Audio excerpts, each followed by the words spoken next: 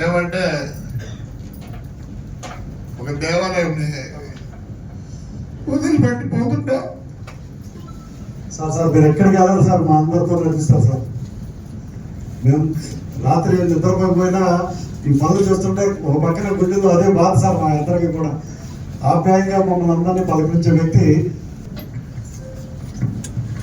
ఇప్పుడు అంటే అప్పుడు నాకు కళ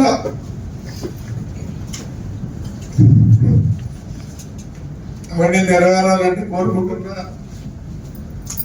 దేవుడి ఆశీస్సులు ఈ ఊరికి గట్టిగా ఉన్నాయి. ప్రతి ఒక్కరు కష్టపడండి. మీకు తెలియదు 2027కి ప్రపంచం పటంలో కనిపిస్తుంది ఈ ఊరు. అందరేదో విజన్ అంటారు.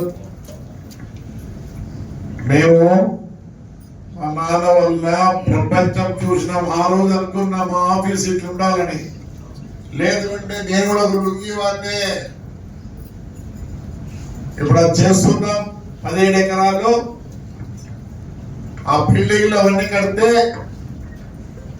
మీరు ఎక్కడ చూసింటారు. మన కూడా చెప్తారు అలా విజయవాడ మాదిరి ఉంటుంది. బెంచ్ సర్కిల్ మాదిరి అంట.